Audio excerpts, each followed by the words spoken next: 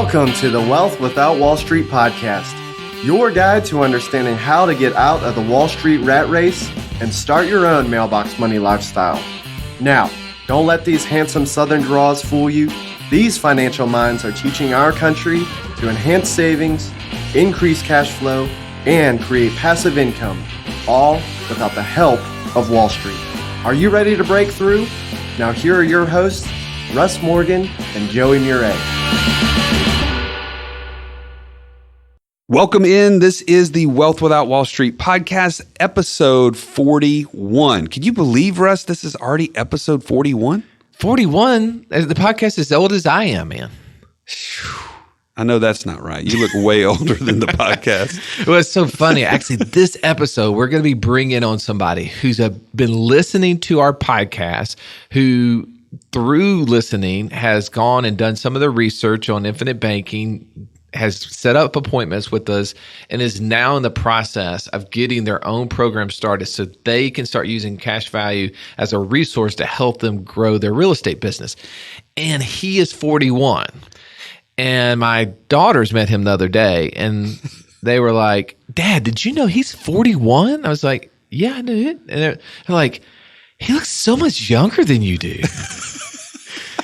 The best part about this, though, my wife, Megan, she looks at him. She said, "Well, you know what the difference between him and your dad is?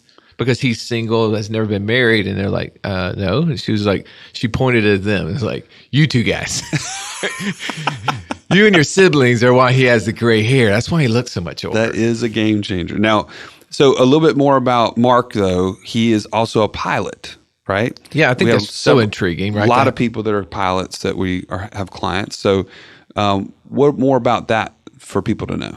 Well, I think, the fun part of having a new person onto our podcast that really doesn't have a whole lot of background. Most of our podcast is like, let's bring somebody on that's going to share kind of their business or different things they're doing so that we can learn from it. This, we took a kind of a different angle. We want to learn, but learn from somebody who is like you, maybe, that you're sitting in the chair right now or running down the road, you're listening to this podcast and you haven't taken the leap, where you're not using these insurance policies as a method to grow your wealth, to increase your cash flow, to enhance your passive income, any of these things. Well, Mark, as a pilot, by the way, pilots are notorious entrepreneurs. Like, they love getting involved in things. We have lots of pilots as clients. And I have met people that do all sort of things, maybe because they fly in and out of different ports. And so real estate is something they're really comfortable with. And they go into different cities. So it's really easy for them to get in and out of places, and they can go see different properties. So he's going to give us a perspective of that, but also really uniquely, he's from Hawaii. By the way, if you notice when in the podcast, he's going to not pronounce Hawaii the way that my Montgomeryism comes out, right? It's Hawaii. It's a little different. Yeah, for sure. They don't pronounce the W; they pronounce it with a V. So Hawaii is what they would say, which is pretty interesting. See, I didn't even pick up on that. Yeah, I'm a little more perceptive than you are on those kind of things. I'm usually, that's a gift I have. Well, and speaking of perceptive, he's actually in town because of the 4th of July. And you and I were kind of talking before, how did it go? How was 4th of July for you? And you mentioned like you had some sort of really memorable 4th of July situation going on. So here's the thing. My wife's parents bought a lake house the last year that she was in Auburn. And they actually had cashed out a 401k and bought a lake house. And we actually did a video and a podcast on this, right? The 401 Lake House. That's right. It was a beautiful place. We used that lake for, 16, 17 years. Our kids grew up there. But there was one 4th of July. We'd always go down there. We would wait till dark, which is about 9 o'clock usually here in Alabama when it's really dark. And we would go out and shoot fireworks off their pier, off their deck. They had this double decker. I remember that deck. Yeah, so we would go up there and everybody would kind of sit up on the hill and we'd shoot the fireworks over the top of the water because we're trying to be safe, right? Didn't want to catch anything on fire. And so my brother-in-law and I was always kind of in charge of that. More him than me. He's the surgeon. He's going to take a lot more detail to make sure everything's right. And so we would go up there, shoot it off. Kids would have a great time. So this one time we did that, had got all the kids to bed. We hung out for a while, then we go to bed. About 12 o'clock at night, 12:30, I hear this bang, bang, bang, bang, bang, bang. Bang, bang, bang, bang, bang. Hello, hello. And I'm kind of like waking up out of that, like been asleep maybe for 45 minutes where you're like just dead to the world, right? Yeah. And I hear this and I come running out of the room because our bedroom was on the main level. And of course, I'm, underpants, that's it. And there's this like young, maybe high teens, young 20s female at our back glass door yelling, "Your dock's on fire."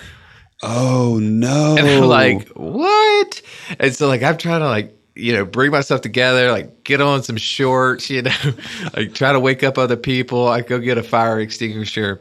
We go down there, and thankfully, they say no churches are built after midnight. Well, I'm not certain what these three young adults were doing after midnight, but they had been riding down our little slough, and they were on their way back, and they noticed a fire on our dock. So basically, we had been shooting off fireworks off the top dock, and underneath that had this like tin roof that prevented water from like coming right down on top of the boats that were underneath it. Right. Well, I guess birds had built nest in that thing or something. It must have been all sort of like leaves and things. And the little embers from those fireworks had slowly filtered down there over time. And I guess had just like been simmering and finally just sparked. And that whole thing was starting to burn. Oh, and these my kids goodness. came by at the most providential time before. I mean, we had a pretty big hole just in that bottom of that top floor. But the whole thing would have gone down. Jet skis, pontoon boats. Everything would have gone down had it not been for that. So that was one of the kind of fire safety moments. But I look back on that, it's kind of like, and for every year we would go back, of course, we replaced the wood, but you could see where it was. And it was kind of always that reminder like, let's be a little extra careful. Let's take some water. Let's pour down some things. No doubt. I mean, you could have had a whole second set of fireworks if that boat had caught it. Oh my goodness. Man. No telling what would have happened. And just to think that those kids were coming by, I mean, because we were at the end of a slough. It wasn't like we were on Main Lake or anything. So it was only like maybe 6 or 7 houses past ours. Wow. And it had to be those individuals. So whoever you are, if you're listening to the Wealth Without Wall Street podcast, I thank you because you saved the next year or so, because it had been a lot to replace all of that stuff and for it to come back. But going back into this podcast, we're going to be uncovering some of the challenges that Mark had been facing and what it was that he needed to overcome and how he learned about infinite banking. Also, we're going to talk a little bit about different life insurances. He had bought actually some other types of permanent life insurance, variable life, index universal life. And we're kind of breaking those down because sometimes people hear about this and then they and maybe didn't hear about it from us and they think, oh, well, yeah, I want to make as much money in these policies as I can. So they end up buying some sort of universal life policy. And there's some downfall. There's some pitfalls to that. And we won't get completely into that. But one of the things is coaching. I remember that's being a big point in this podcast. Yeah, and he's also going to share with us his successes, his failures, and I love that about him and what he was willing to share, and he wasn't scarce about sharing those things. So yes, there's a book that he mentions that you absolutely need to go read if you have a scarce mindset, and it's really cool. He was telling us about that. That'd be awesome. But hey, we need to go ahead and get into this interview. We do. Okay. All right, join us on the inside. Welcome in the show, Mark. Glad to have you on. Thanks for having me. This is awesome to be here. Yeah. I mean, it's fun to have pilots' advice, right? Because a lot of times we get to sit behind the closed doors and not know who's on the other end of the mic. And today we actually get to see you. So you said a second ago, what stays behind those closed doors stays behind it. But is it like some sort of small peak, some sort of window of insight you can give us? As to what we're doing up front, Yeah. we just want to get there as quickly as you. Yeah. We just want to be done with the day, get it over with.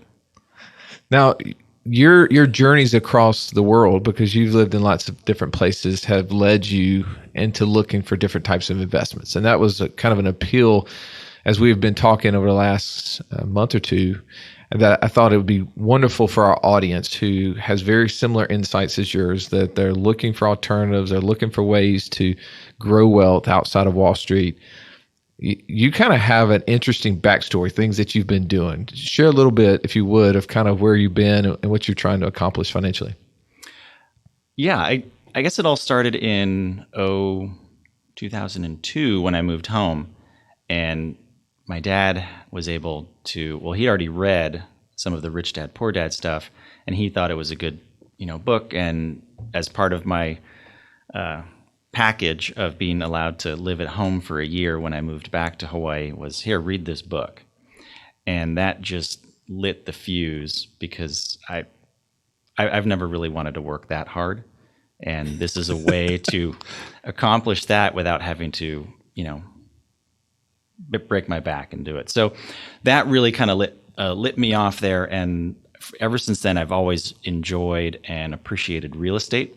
And coming from Hawaii, where up until recently, we haven't really been making more land, except with the volcano on Hawaii Island. Madame Pele is now recreating more land, building the island. But we do have a finite resource on the other islands, and the value of property has consistently gone up. And I just figured, hey, if you can get in at a certain point, lock it in, that's yours, and it's gonna go up. And so I started with my first condo in Honolulu, bought that in 2003, and was fortunate enough to be able to pay it off in a reasonable amount of time. And that just became the goose that would just lay golden eggs. That thing just made nothing but money for me. Which, by the way, buying anything in Hawaii and paying it off is like a huge feat. I mean, I went there. I'm still trying to pay off the vacation, just part of the deal. I mean, that place is ridiculous. By the way, I forgot, you mentioned Robert Kiyosaki and obviously the connection being in Hawaii. How is he revered within the community there? Obviously, Joey and I love him. We talk about cash flow quadrant. We talk about Rich Dad Poor Dad a lot. Is he pretty famous there in the Hawaiian Islands? He's pretty popular. And I think what you got to there, which was a good point, is that buying and paying something off there really is a challenge. And I think that challenge is that fear is what keeps a lot of people from trying to do it. And I can attest to that, because living in Hawaii, the price to play is the way I like to look at it. 25% down as an investor for a piece of property. If you're talking about a $200,000, $300,000, $500,000 property, that's a lot of cash up front, and that skews your profit margin. Yeah. And so that really kind of held me back for several years of going, well, I just can't afford to do this. I can't afford to do this. And I only was familiar with Hawaii. Yes. And I wasn't at the point where I could look outside of the state of Hawaii and see opportunities that were presented on the mainland, or maybe other places or other avenues to generate that additional source of income. Well, and you have to be familiar with those areas. I mean, when you talk about Hawaii, you knew the areas, you knew what the schools were like, you knew what was going to be an attractive property. But then you have to have that market knowledge in those other areas, and then be able to make those decisions. Absolutely. So I was extremely comfortable with Hawaii. I knew what I could and couldn't get away with in terms of rent, for quality, for property, and I had no knowledge of what I could and couldn't do on the mainland. So do you feel like, as a pilot, with your background and experience of traveling, because personally, we have lots of clients that are pilots who listen to this podcast. And it seems to me that you guys are very entrepreneurial, because you have downtime and in different ways, and you travel into different areas. I find that pilots are getting involved in all sorts of things. Is that just like a common conversation that you guys have in the cockpit from time to time, or traveling downtime with others, you're seeking out different investment opportunities? Or is that just my opinion from the few people that I've met? I think it's there. There are a lot of people that do things. I think there's also for me, I can speak to the culture of Hawaii, which is a bit more reserved in what you do and you don't talk about in public, which, is good and bad. You keep some of your stuff personal, but yet then now you're playing the game of I have a secret. And that piece of knowledge could be the thing that ignites somebody else to get them to where they really want to be. Right. But maybe they don't want to ask the question because they don't want to step out of bounds. They don't want to be impolite or create an awkward situation.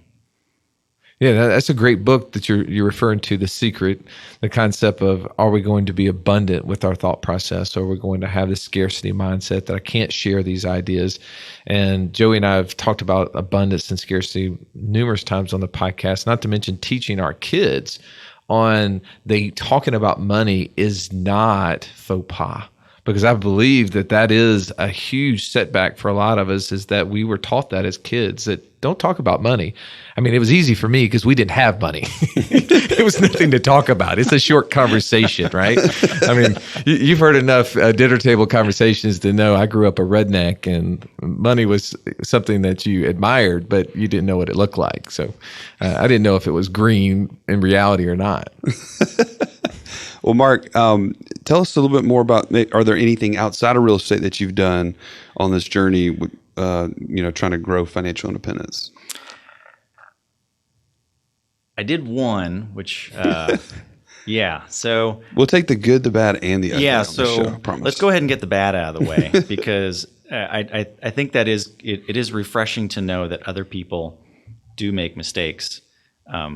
Just as often as I do. Some people are fortunate enough to not make as many. I got interested in the idea of purchasing oil wells.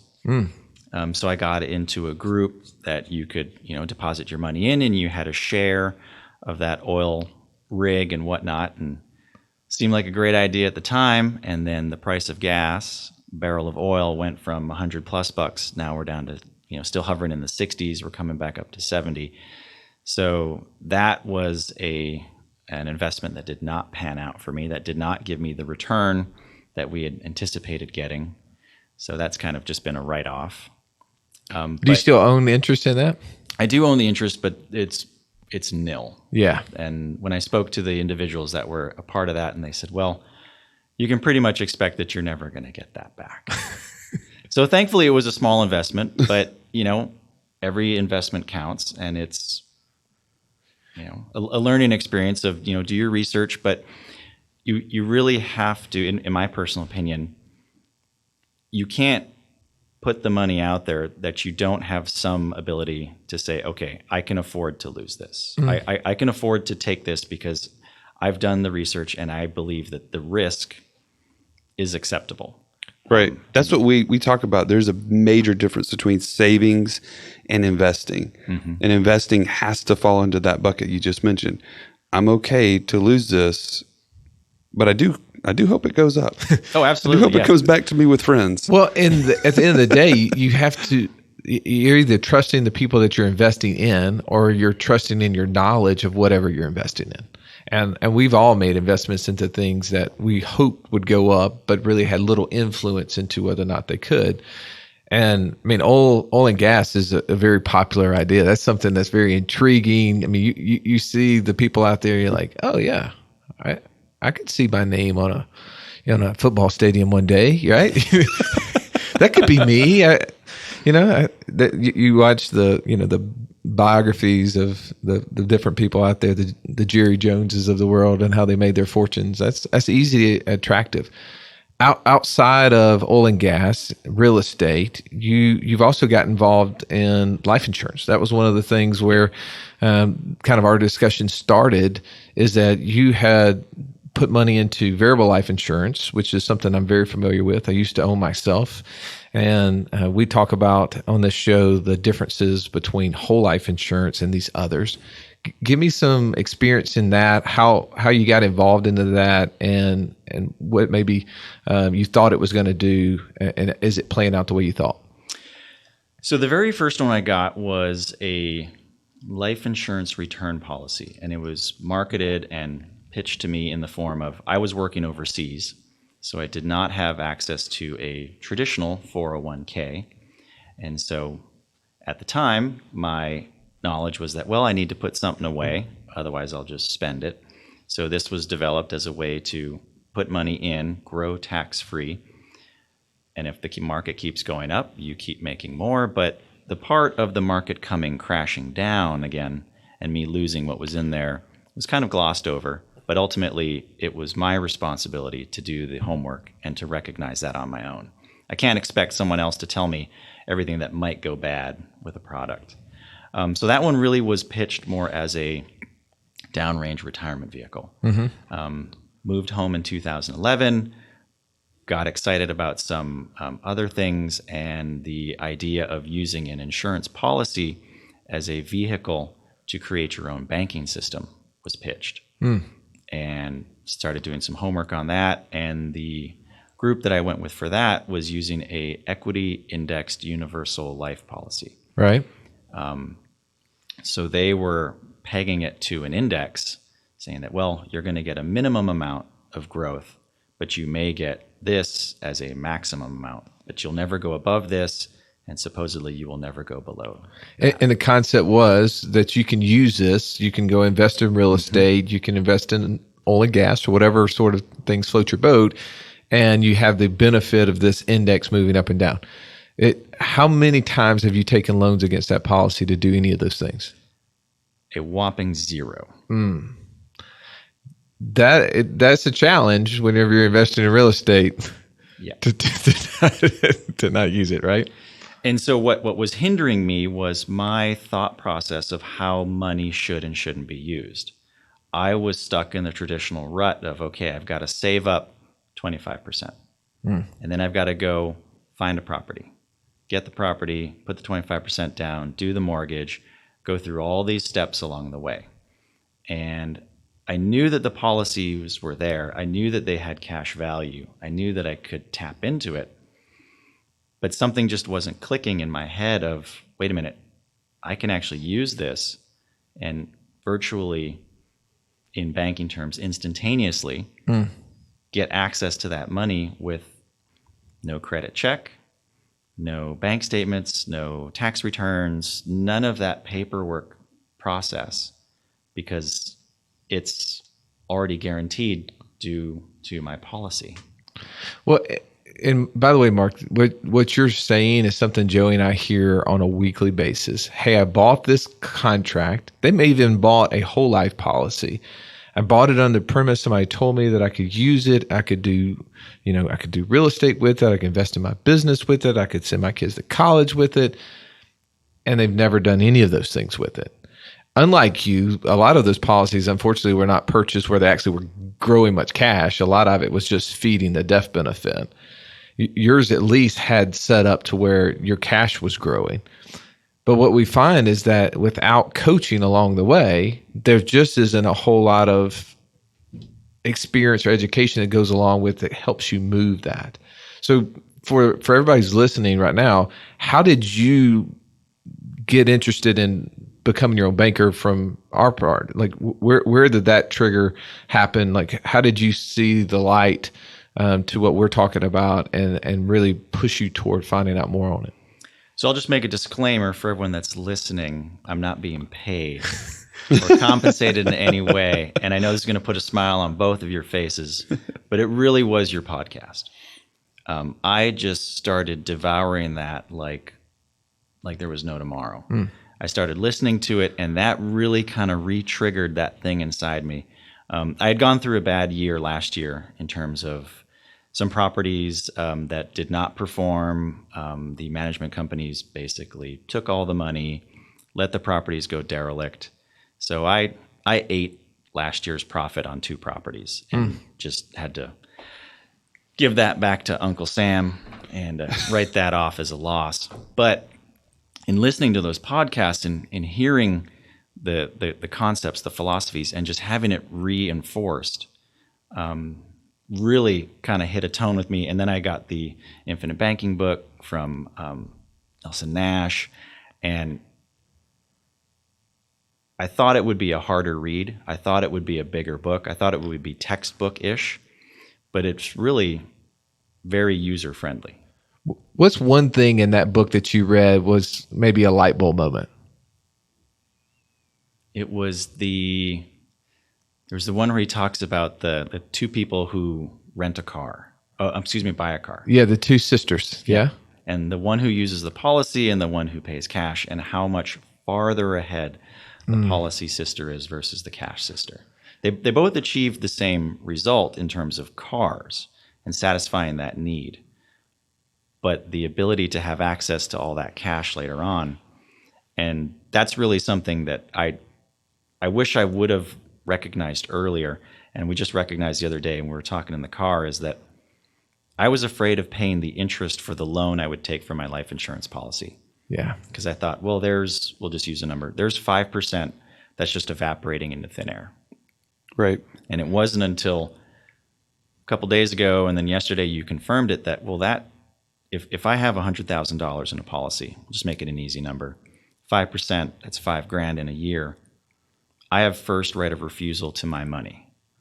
So it will be lent to me. I will pay that 5%. And that 5% is actually what goes back in to grow the policy minus fees and expenses. So I'm actually paying myself to grow my own money. Yes. The difference in those two examples, which was exactly what clicked for me, by the way, 2009, I'm sitting in this conference and this guy said, let me show you guys how to buy cars. And he didn't go through that example in the book, but he used a similar scenario. And it was like, oh, so the difference is I can earn interest in a savings account, CD, whatever it is. I can earn interest in an insurance policy. But the profits, as you were just talking about in real estate and other things, the profits go to the banks when I borrow money from them, or I give up those profits by paying cash, versus when I'm in an insurance company and I'm an owner. Like we are always telling our clients, we buy mutual insurance companies, not stock companies. So the policyholders are the only owners. Then that interest goes to the insurance company, which we're owner of. So we're sharing in that value. We're sharing in those profits. In the profits, yeah. The other thing I wanted to point out that you mentioned is you had a shift from, okay, I'm going to save over here for this long-term benefit, whatever it is. And gratefully, I mean, you were doing it through an insurance contract, not some of the things that we kind of poo-poo on in the show, like the stock-based 401ks and other things. But you're doing almost double duty because you're still trying to accomplish buying these rental homes by saving up over in this bucket when you have cash over in the long-term, quote-unquote, long-term bucket, in this insurance contract. When you bring those two things together, now you're saving for the long term and you've got access to the cash to buy into the rental properties or whatever else is that you want to use that cash for. And so I find that it's a hard thing to break out of, the mindset that I have to have this long-term bucket and the short-term bucket. You can really bring those two together and not give up the long-term gains. Absolutely. So you mentioned to me that your goal is to get to 70 or 80 rental properties. Mm-hmm. What do you see as your biggest challenge keeping you from getting there? Well, two challenges. One is keeping myself accountable, which I think is the number one challenge for most of us, is keeping yourself on track, kind of giving yourself a timeline. Okay, when do I want to accomplish things? When do I want to accomplish them no later than? And then the other part of that is if I can do that, stay on track with that, then the only other challenge really is finding those opportunities. And I thought one of your podcasts was great, which is that opportunities will seek out cash. And I was speaking with a provider that I do some rentals with, and we were talking about some of the properties they had coming up available. And I asked the question because, let's face it, we're all new at some point, and you might as well ask the, quote, dumb question just to get it out of the way. And my question was, look, you've done this more than I have. This person has, hundreds of properties. I said, I've never bought a property cash. And then on the back end, mortgaged it out and taken my money back out. I said, have you done that? And what are your pros, cons, and whatnot with that? And so we talked about it, but you could hear his voice change a little bit and his excitement. And he goes, well, if you're going to be paying cash, I've got this other property. And he shows me the pro forma for that. And this thing is just a beast, but it doesn't show quite as well because you got to basically pay cash. You can't finance it as is. No. Yeah.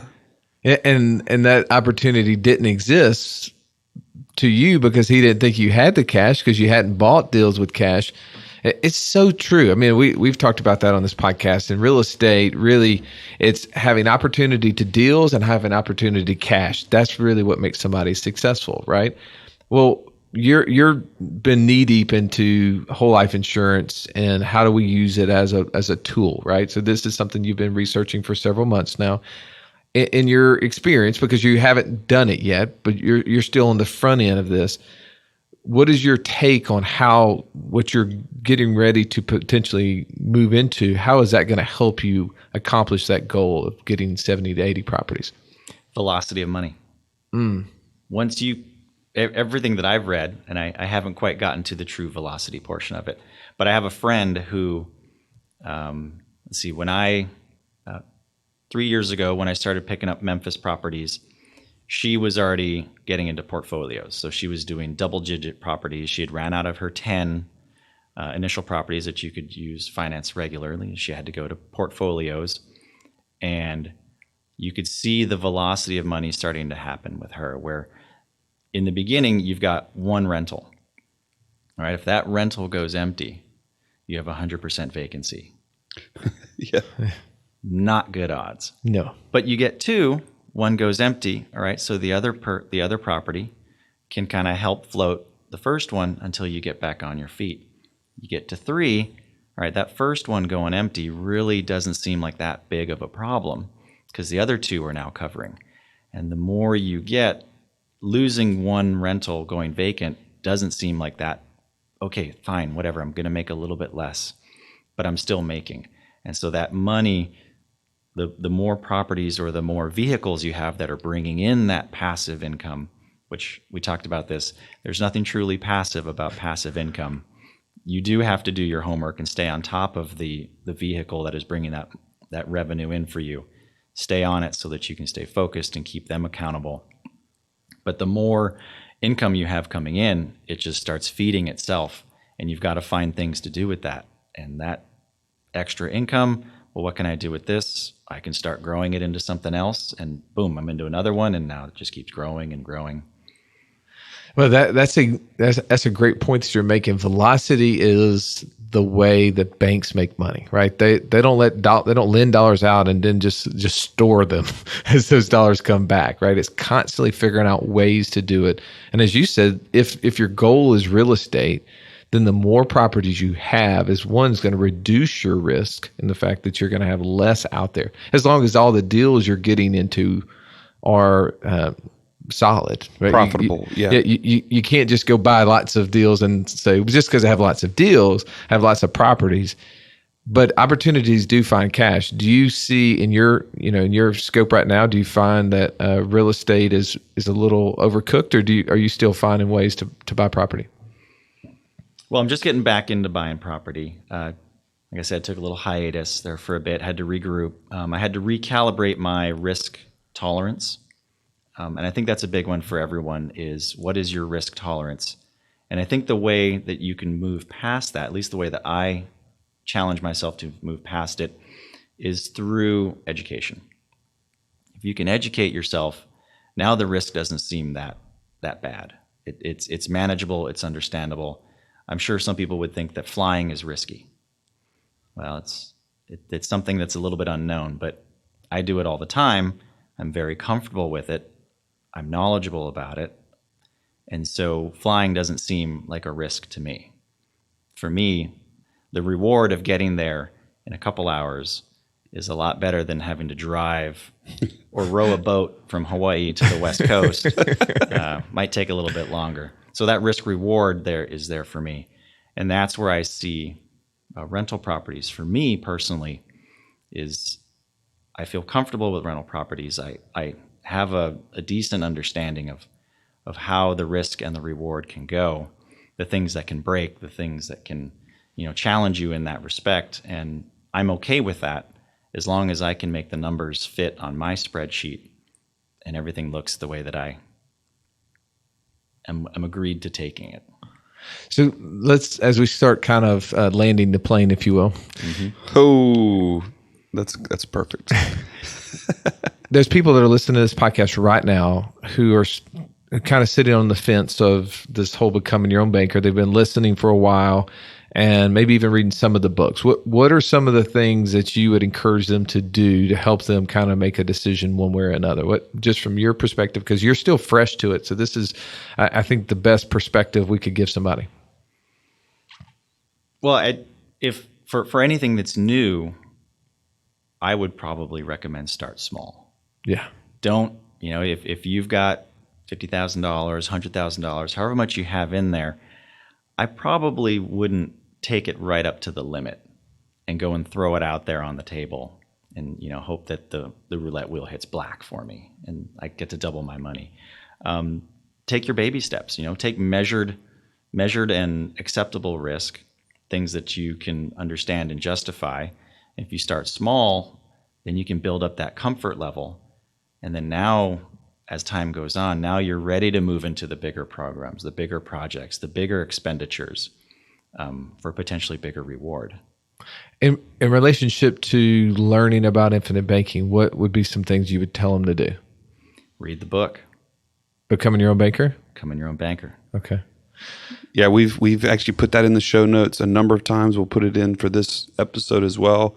A link for you can go and buy that on Amazon, and so be sure to check that out. Well, and I think too, he mentioned earlier the video, or he mentioned the example in the book on the CD sister versus the insurance sister. And you and I did a video on that. We need to put that in the show notes so that we can have that.